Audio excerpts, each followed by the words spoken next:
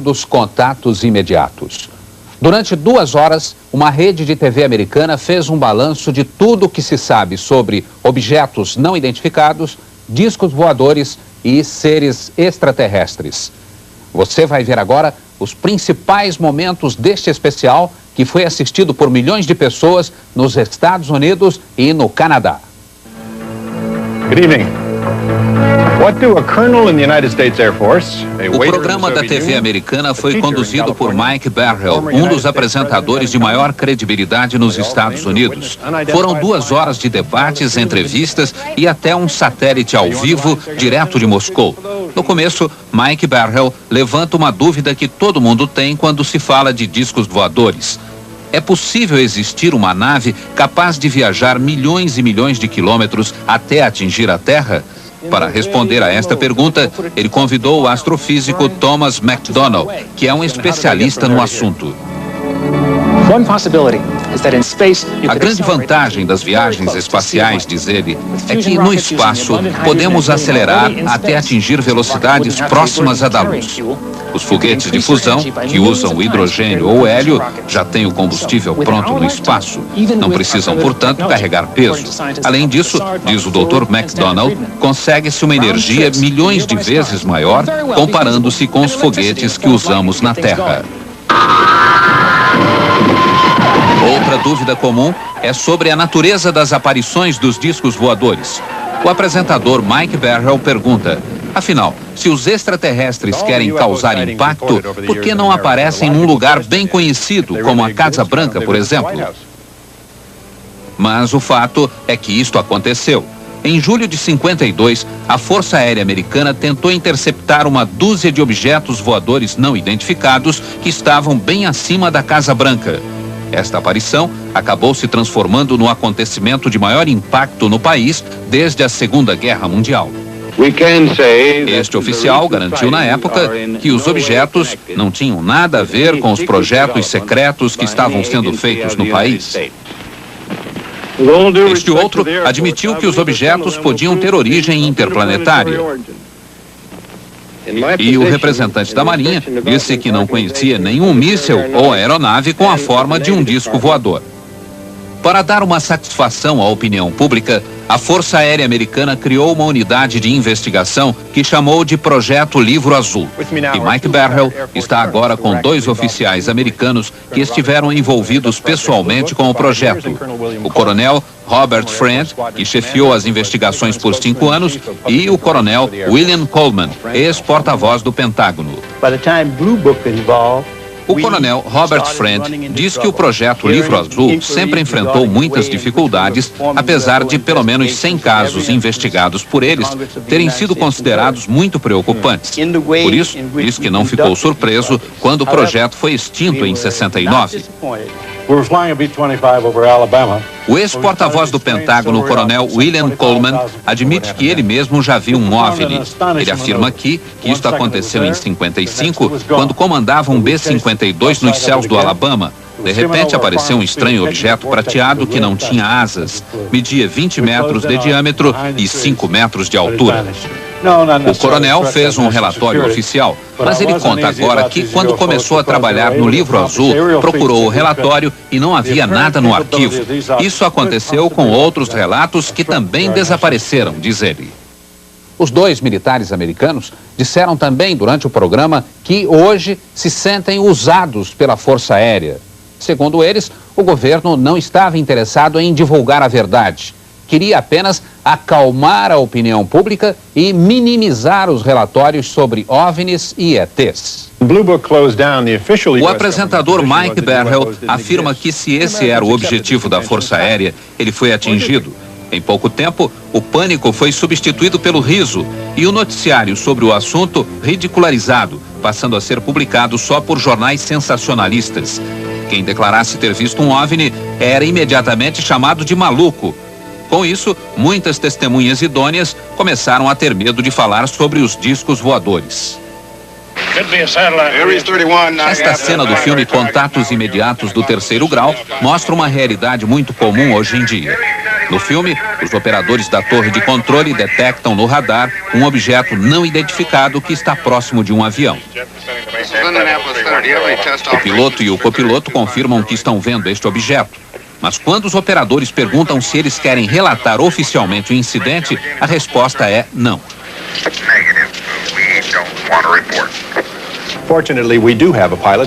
O apresentador Mike Barrell está agora com um dos poucos pilotos dispostos a falar sobre OVNIs. É o capitão Neil Daniels, que voou na United Airlines por 35 anos. O capitão Neil conta que estava pilotando um avião de São Francisco para Washington em março de 77, quando viu uma luz muito forte à esquerda do DC-10. Os instrumentos de bordo, diz o capitão, passaram a marcar rumos diferentes e uma força qualquer puxava o avião para a esquerda. De repente, o objeto desapareceu numa velocidade espantosa e o capitão lembra que o tempo todo o copiloto dizia: não quero ver, não quero saber.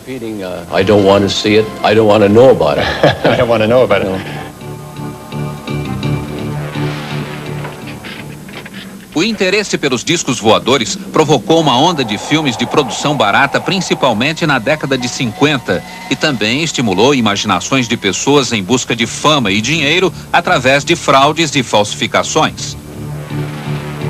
O autor deste filme jogou discos e objetos em frente à máquina fotográfica. Um outro falsificador disse que fez estas fotos depois de ser sequestrado por seres alienígenas.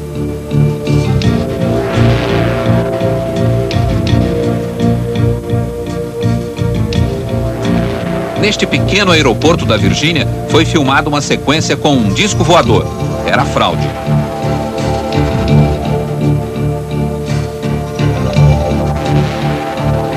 Esta fraude vem da Suíça. Um fazendeiro disse que foi sequestrado por ETs. A nave que ele fotografou foi achada no curral da fazenda. Mas o apresentador Mike Barrell mostra também muitos filmes e fotos que ainda são uma incógnita. Este executivo de uma firma de computadores e a mulher dele estavam juntos e conseguiram filmar um estranho objeto voador. Oh, good God. I don't know. Not playing. I'm going to tell you something, honey. I don't know what the hell it is. Este outro filme foi feito na Guatemala por uma equipe que filmava um comercial de automóveis. O cinegrafista Robert Perry também conseguiu um documento importante quando estava no Canadá. O objeto, filmado a uma velocidade muito baixa, aparece bem nítido. Robert Perry conta que o objeto se transformou num incrível show de luz e que, segundo técnicos, estaria viajando a mais de 48 mil quilômetros por hora. Outro documento importante conseguido pelo programa americano veio de Gulf Breeze, esta pequena comunidade da Flórida que tem cerca de 6 mil habitantes. Aqui, mais de 100 pessoas viram um estranho objeto por vários dias. Gulf Breeze é uma cidade cercada por bases militares, mas nenhuma autoridade afirma ter visto qualquer coisa estranha. A maioria das testemunhas foi reunida pela produção do programa num auditório local e levantaram o braço quando o repórter perguntou quem tinha visto um OVNI. How many people in this room tonight have seen a UFO? Raise your hands, please. O apresentador Mike Barrell diz que um dos moradores de Gulf Breeze, chamado Ed, tirou muitas fotos do OVNI, mas fez questão de não aparecer. E aqui estão as fotos de Ed. Segundo ele, um estranho raio de luz o paralisou. Ed levitou um pouco e depois caiu. Esta é a foto mais famosa de Ed, que ele tirou uma semana depois, através do para-brisa do caminhão. O OVNI está pairando a menos de 1 metro do chão, a ponto de se ver o reflexo no asfalto. Ed também conseguiu fazer este filme, escondido atrás das árvores no jardim de casa. Reparem como o objeto vai de um lado para o outro.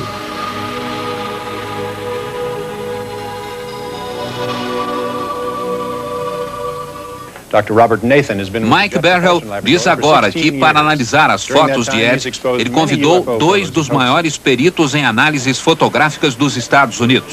Um deles é o Dr. Robert Nathan, que trabalha há 16 anos para a NASA. Vejam o que ele diz.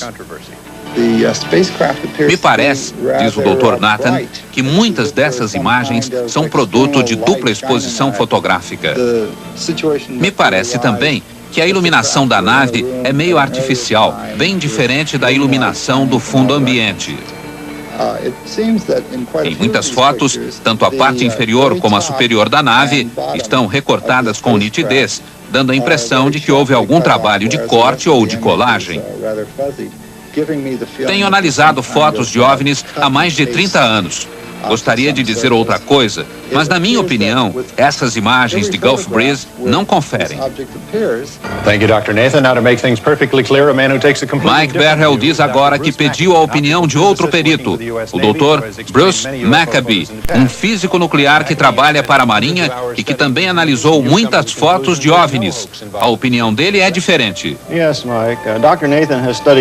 O Dr. Nathan só viu algumas fotos, mas eu analisei todas, até a fita de vídeo, e me perguntei, se essas imagens são uma falsificação, como foram feitas?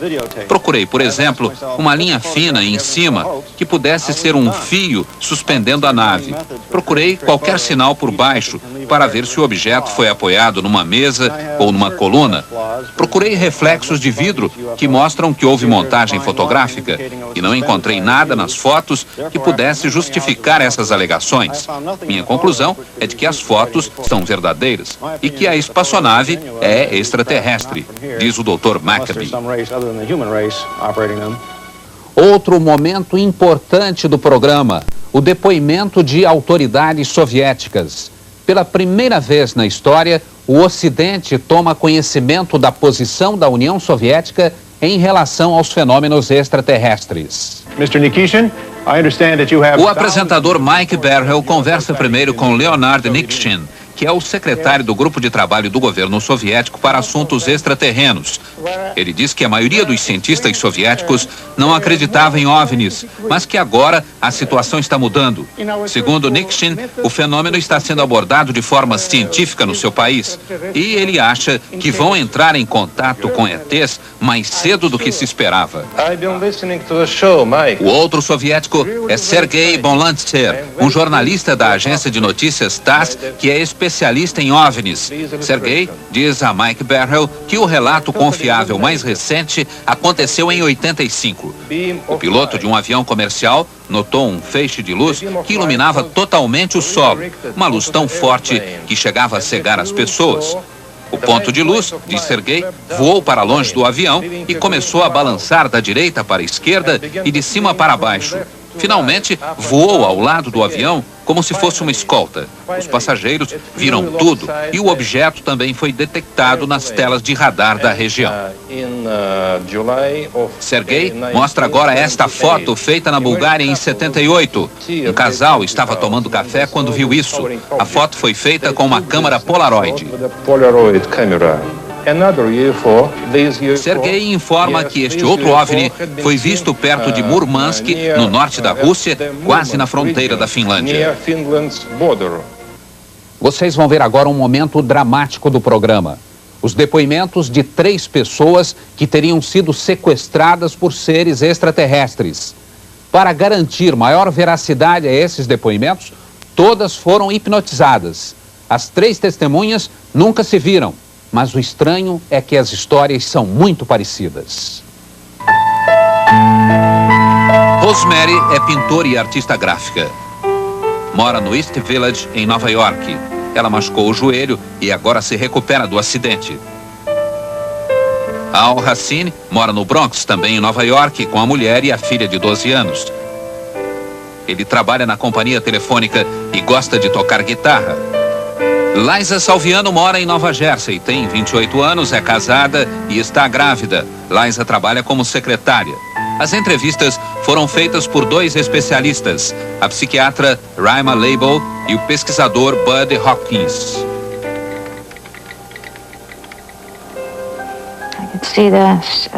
Posso vê-los agora por cima da cidade. Tem uma luz muito brilhante. Muito intensa. Quero ver o que é, mas não consigo.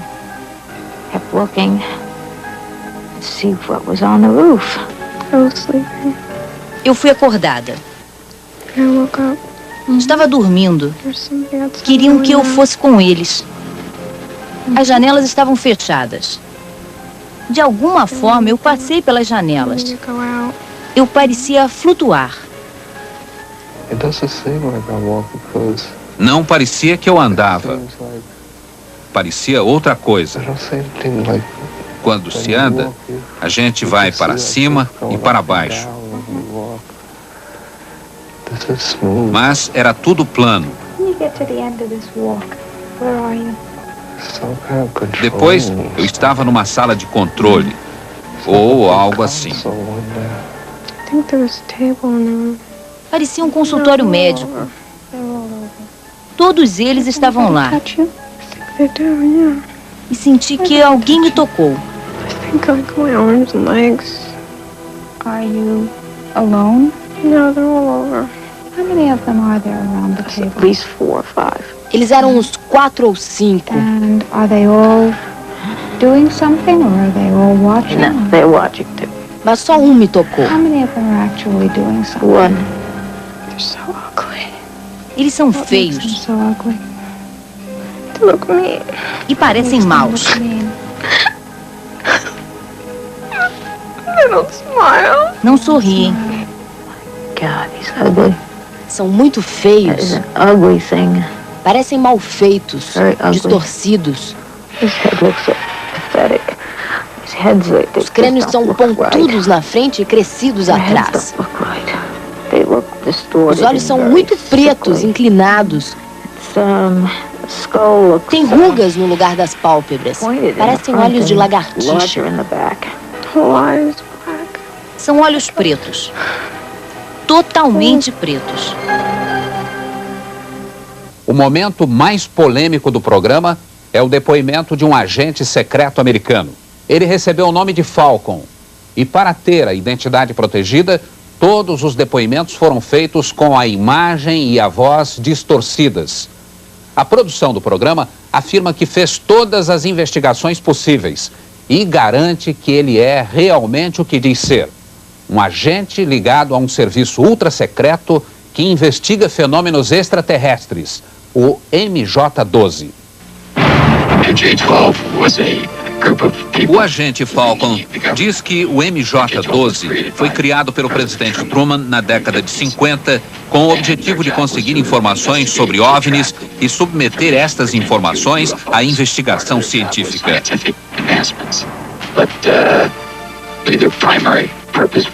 Com a ajuda de uma ilustração feita pelo programa americano, Falcon informa que as informações são enviadas ao presidente e ao vice-presidente, ao diretor da CIA e ao diretor da Agência de Segurança Nacional. Falcon diz também que o MJ-12 funciona aqui, no Observatório Naval em Washington, que pertence à Marinha. Peter Leon foi produtor executivo de notícias da rede de TV CBS em Los Angeles e ele diz que esteve pessoalmente por 2 vezes com um agente chamado Falcon. Leon diz que checou as credenciais e está convencido de que ele é realmente um agente.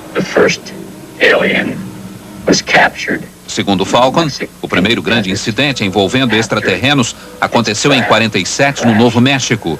Aparentemente, um OVNI sofreu uma pane e caiu no deserto. Na época, mais de 100 pessoas viram o acidente e foram até lá.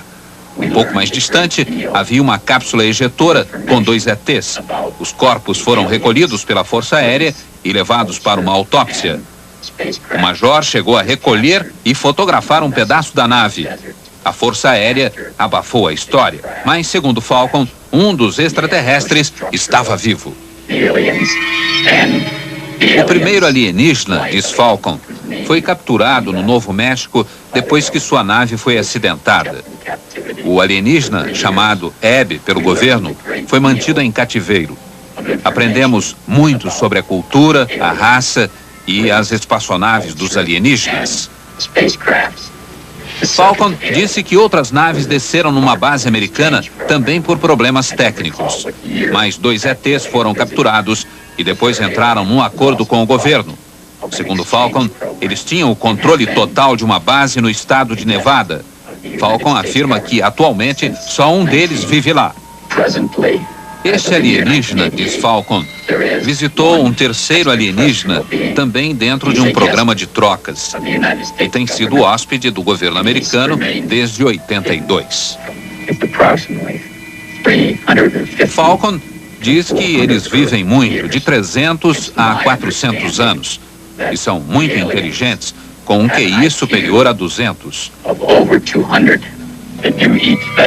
Outra curiosidade, gostam de vegetais. Falcon afirma que já esteve com eles e diz agora qual o aspecto destes extraterrestres. Eles têm de 95 centímetros a 1 metro de altura. Os olhos são extremamente grandes, com um formato próprio. Têm várias pálpebras internas e os olhos são 2 vezes mais brilhantes do que os nossos. Tem 2 aberturas onde ficaria o nariz. E a boca é pequena. Não tem dentes como os nossos. As gengivas também são diferentes. Os órgãos internos são muito simples. Tem um só órgão que funciona como coração e pulmão. O sistema digestivo também é muito simples. A estrutura da pele é, digamos, uma pele elástica e dura, talvez endurecida pela exposição ao sol.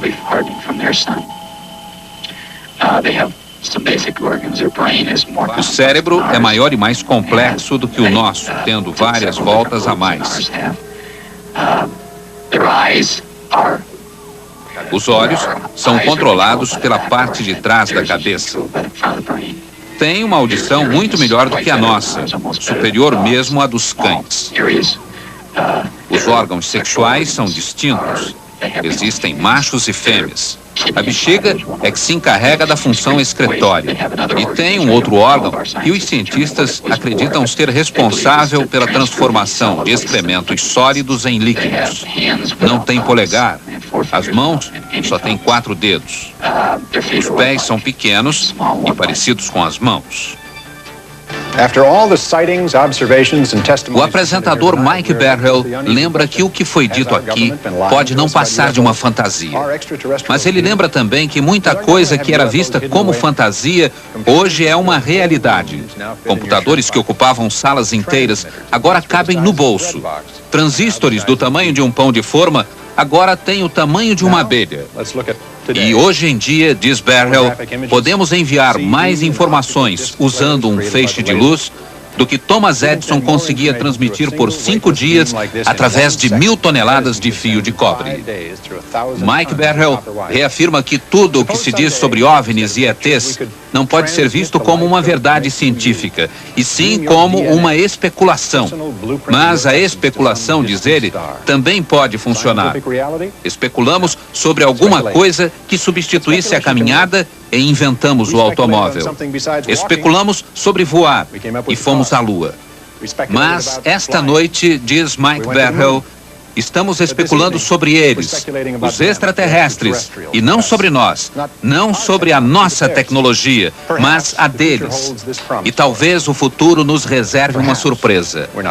Talvez não estejamos sozinhos neste universo de 10 bilhões de galáxias.